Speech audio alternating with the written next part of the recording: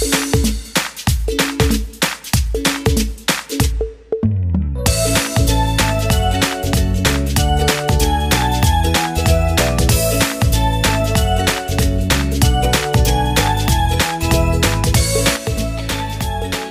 विद्यार्थी मित्रांनो, तुमच्या सर्वांचं लेसन 5च्या या पहिल्या व्हिडिओ सेशनमध्ये मनापासून स्वागत। आपला 5वा लेसन आहे इनसाइड द ॲटम। ह्या लेसनला सुरुवात करण्यापूर्वी आपण कॅन यू रिकॉल या सेक्शनकडे जाणार आहोत। मागील काही आठवतंय का? What is meant by matter? Matter म्हणजे काय, ज्याला मराठीमध्ये द्रव्य असं म्हणतात। What is an atom? Atom अणू म्हणजे काय? What is the smallest unit of matter? द्रव्याचा सर्वात लहान घटक कोणता? आपण इयत्ता 7वीला असताना 14 नंबरचा लेसन मूलद्रव्य संयुग मिश्रण हा जर आठवला तर आपल्या लक्षात येईल की मॅटर म्हणजे नेमकं काय। शास्त्रीय परिभाषेत ज्याला द्रव्य मॅटर असं म्हणतात म्हणजे काय, जी वस्तू तयार होते सर्वसाधारणपणे ज्या पदार्थापासून, ज्या वस्तूपासून, त्याला पदार्थ असं म्हणतात। पदार्थ या संज्ञेला द्रव्य असं सुद्धा म्हटलं जातं आणि त्यालाच शास्त्रीय परिभाषेत द्रव्य मॅटर असं नाव आहे। ज्यात आपण काही प्रयोगही पाहिले, खडूचा भुगा करणे, शाईचा रंग, अत्तराचा वास, या सगळ्या गोष्टी द्रव्यापासून मॅटरपासून बनलेल्या आहेत। अशा वेगवेगळ्या वस्तू आपण आपल्या दैनंदिन जीवनात पाहतो। त्याच प्रकारे निसर्गात सापडणारी द्रव्य मॅटर्स ही जी शुद्ध स्वरूपात असतात त्यांच्यात एकच घटक असतो आणि काहींमध्ये एकापेक्षा जास्त घटकही असू शकतात। ज्याच्यात फक्त आणि फक्त एकच घटक असतो त्याला आपण सबस्टन्स असं म्हणतो, तर जे एकापेक्षा अधिक घटकांची बनली आहेत त्यांना आपण मिक्सचर्स असं म्हणतो। सबस्टन्सचं उदाहरण आपल्याला देता येईल सोने, हिरा, आणि मिश्रणांमध्ये सुद्धा वेगवेगळ्या प्रकारचं उदाहरण तुम्हाला देता येईल। त्यानंतर मूलद्रव्य हा एक घटक आपण मागच्या इयत्तेत पाहिला। पदार्थाच्या सर्वात छोट्या कणाला सगळ्यात लहान कण रेणू, आणि ज्या पदार्थांच्या रेणूंमध्ये एकाच प्रकारचे ॲटम्स असतात त्यांना आपण एलिमेंट्स असं म्हणतो।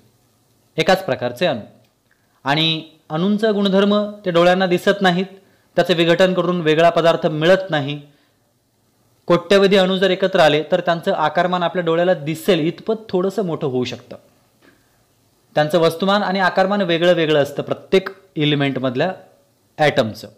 शास्त्रज्ञांनी 118 मूलद्रव्यांचा शोध लावलाय, ज्यापैकी 92 ही मूलद्रव्य निसर्गात आढळतात, तर काही उर्वरित ही माणसाने स्वतः निर्मित केलेली आहेत।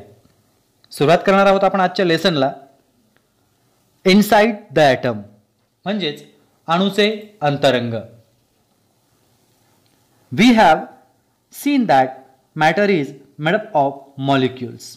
Molecules are formed from atoms. Effectively, an atom is the smallest unit of matter. An atom is the smallest particle of an element which retains its chemical identity in all physical and chemical changes.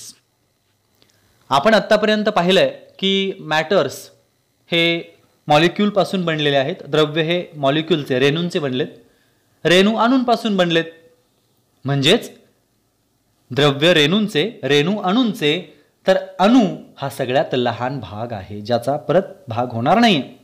म्हणून सर्व भौतिक आणि रासायनिक बदलांमध्ये आपली रासायनिक ओळख कायम ठेवणारा मूलद्रव्याचा सगळ्यात लहान कण म्हणजे ॲटम अशी आपण एक व्याख्या करू शकतो।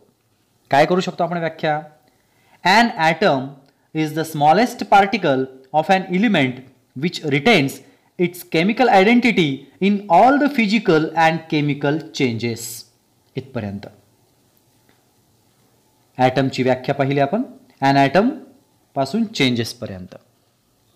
भौतिक आणि रासायनिक, फिजिकल आणि केमिकल बदलांमध्ये स्वतःची रासायनिक ओळख कायम टिकवून ठेवणारा मूलद्रव्याचा सगळ्यात लहानात लहान कण म्हणजे राईट ॲटम, अणू। आता आपण पुढे जाऊया The table 5.1 shows names and formulae of some substances. Complete the table by putting tick marks in the appropriate box to indicate the information of the smallest particle and type of matter. ह्या खालच्या तक्त्यामध्ये काही पदार्थांची नावं आणि सूत्र दिलेली आहेत. त्यावरून आपल्याला काय करायचं आहे, पदार्थांच्या लहानात लहान कणांची माहिती, त्या पदार्थाचा प्रकार दर्शवणाऱ्या त्या खुणा भरून आपल्याला पूर्ण करायचा आहे तक्ता. तर हा तक्ता त्यातलं सुरुवातीचं आपण 2 ते 3 उदाहरणं पाहून उर्वरित तक्ता ह्या व्हिडिओच्या शेवटी तुम्हाला सोडवून दिलेला असेल. आधी सगळ्या कॉलम्सची आपण ओळख करून घेऊया. पहिला कॉलम आहे नेम ऑफ द सबस्टन्स, म्हणजेच पदार्थाचं नाव काय आहे. त्यानंतर आहे फॉर्म्युला, त्याचं सूत्र काय.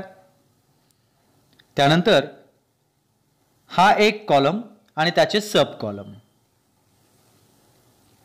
Smallest particle of the substance, पदार्थाचा लहानात लहान कण, मग त्याचे वेगवेगळे प्रकार. काय काय कॉलम आहेत बघा. इज ॲन ॲटम, अणू आहे, एक अणू असलेला रेणू आहे. इज अ मॉलिक्यूल, तो रेणू आहे का, म्हणजे अणूंपासून बनलेला आहे का. Single type of atoms in the molecule, या रेणूमध्ये एकाच प्रकारचे अणू आहेत का सगळे, का वेगवेगळ्या एलिमेंट्सचे अणू आलेत त्याच्यात. Different types of atoms in the molecule, वेगळ्या वेगळ्या प्रकारचे अणू आलेत का डिफरंट ॲटम्स या रेणूमध्ये. आणि लास्ट कॉलम आहे types of matter. Type of matter त्याचे 2 प्रकार आहेत पुन्हा. पहिला आहे एलिमेंट, म्हणजे मूलद्रव्य आहे की कंपाऊंड, काय पदार्थाचा प्रकार, तो एलिमेंटमध्ये मोडतो की कंपाऊंडमध्ये मोडतो. अतिशय सोपा चार्ट आहे. वॉटर H2O, H2 जो हा 2 दाखवला आहे पायाजवळ, हा काय दर्शवतो. हे जे सूत्र दिलंय, फॉर्म्युला दिलाय, ह्यात हायड्रोजनचे 2 अणू आहेत. 2 अणू आहेत म्हणून H च्या पायाजवळ 2 लिहिलाय. O मध्ये एकच आहे म्हणून लिहिण्याची गरज नाही. एक असेल तर लिहिण्याची गरज नाही. एकापेक्षा जास्त असेल तर त्या अणूच्या पायाजवळ आपल्याला तो आकडा लिहायचा आहे. H2O म्हणजे हायड्रोजनचे 2 आणि ऑक्सिजनचा 1 अणू, असा आहे पाण्याचा फॉर्म्युला आणि त्यापासून पाणी बनलेलं आहे. मग ते ॲटम आहे का, तर नाही, तिथं टिक मार्क नाहीये. ते मॉलिक्यूल आहे, तो रेणू आहे. Single type of atoms in the molecule, त्याच्यामध्ये एकाच प्रकारचे अणू आहेत का, तर नाही, त्यात वेगळ्या वेगळ्या प्रकारचे अणू आहेत. कारण हायड्रोजनचा पण आहे, ऑक्सिजनचा पण आहे. फक्तच ऑक्सिजनचे असते तर टिक मार्क आपण इकडे केली असती. मग आता हे काय आहे, एलिमेंट आहे की कंपाऊंड आहे. फॉर्म्युलामधून आपल्याला लक्षात येतं की ज्या ठिकाणी एकच अणू नाही ते कंपाऊंड आहेत. जास्त वेगवेगळ्या प्रकारचे अणू असतील तर ते संयुग होईल. म्हणजेच पाणी हे काय आहे मग, कंपाऊंड, संयुग. तसंच सेम आहे ऑक्सिजन आणि helium.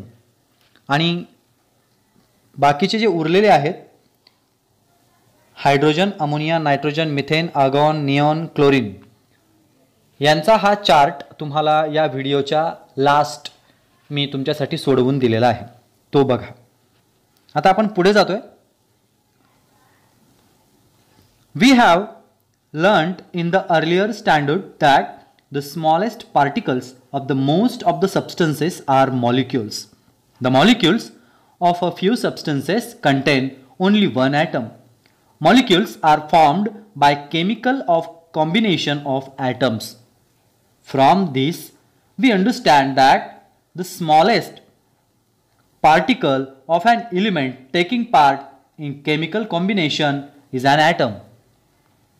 The concept of atom is more than 2500 years old. काय झालंय बघा. आपण मागच्या 7वीच्या इयत्तेत अभ्यास केलाय की पदार्थ लहानात लहान कण पदार्थांमध्ये हे रेणूंचे असतात. काही थोड्या पदार्थांच्या रेणूंमध्ये एकाच प्रकारचा अणू असतो. रेणू हे केमिकल कॉम्बिनेशनने तयार होतात, रासायनिक संयोगाने. आणि यावरून आपल्याला काय समजतं की रासायनिक संयोगात, केमिकल कॉम्बिनेशनमध्ये जो पार्टिसिपेट करतो, भाग घेतो, त्या मूलद्रव्याच्या लहानात लहान कणाला अणू म्हणायचं. अणुविषयीची जी संकल्पना आहे ती 2500 वर्षांहूनही जुनी आहे. However, it was forgotten in the course of time. In the modern times, scientists, on the basis of experiments, explained the nature of atom as well as the internal structure of atom. It started with Dalton's atomic theory. तरी सुद्धा काळाच्या ओघात ती विस्मृतीत गेली आहे. आधुनिक काळात वैज्ञानिकांनी अनेक प्रयोगांच्या आधारे अणूचं स्वरूपच काय तर त्याचं इनसाइड स्वरूप स्ट्रक्चर अंतरंग स्पष्ट केलं. आणि याची सुरुवात ज्या शास्त्रज्ञांच्या सिद्धांतापासून झाली आहे त्याचं नाव आहे डाल्टन. डाल्टनचा अणुसिद्धांत. Do you know that? तुम्हाला माहिती आहे का? Indian philosopher Kanad 6th century BC stated that there is a limit to divide matter into small particles. The indivisible particles that constitute matter were named by Kanad Muni as Parmanu, meaning the smallest particle. Parmanu meaning smallest particle. He also stated that Parmanu is indestructible. द्रव्याचे लहान कणांमध्ये विभाजन करायला एक मर्यादा येते असं भारतीय तत्वज्ञ कनाद म्हणजे ख्रिस्तपूर्व 6व्या शतकात BC 6th century मध्ये ज्यांनी सांगितलंय ते कनाद मुनी त्यांनी सांगितलं की द्रव्य ज्या अविभाज्य कणांचा बनलेला असतो आणि त्या कणांना नाव दिलंय त्यांनी परमाणू. परमाणू म्हणजे लहानात लहान कण, परम अणू. त्यांनी असंही मत मांडलं की परमाणू तो इनडिस्ट्रक्टिबल आहे, अनाशवंत, की तो इतका लहान आहे की त्याचे पुन्हा तुम्ही विभाजन करून त्याला डिस्ट्रॉय करू शकत नाही. Greek philosopher Democritus 5th century BC stated that matter is made up of small particles and these cannot be divided. The smallest particle of matter was named by Democritus as atom. In Greek languages, atoms means the one which cannot be cut. आता पुढे चालून Democritus काय म्हणतोय की द्रव्य हे लहानात लहान कणांचे बनलेले असते आणि या कणांना कापता येत नाही. आणि द्रव्याच्या लहानात लहान कणाला डेमोक्रिटसने नाव दिलं ॲटम. आता ॲटम हे नाव देण्यामागे काय कल्पना होती? ग्रीक भाषेत ॲटमॉस या शब्दाचा अर्थ होता कापता येत नाही अशी वस्तू, कापता न येणारा. आणि मग त्यावरून त्याने त्याच्या सिद्धांतावरून ओळखलेल्या त्या कणाला नाव दिलं ॲटम. तर मुलांनो, ॲटम ही संकल्पना आपण सविस्तर विश्लेषण तिचं केलेलं आहे. मला वाटतं तुम्हाला सर्वांना ती कळाली असेल. पुढच्या व्हिडिओ सेशनमध्ये आपण डाल्टन्स ॲटॉमिक थिअरीच्या बाबतीत सविस्तर चर्चा करणार आहोत. तोपर्यंत गुड बाय.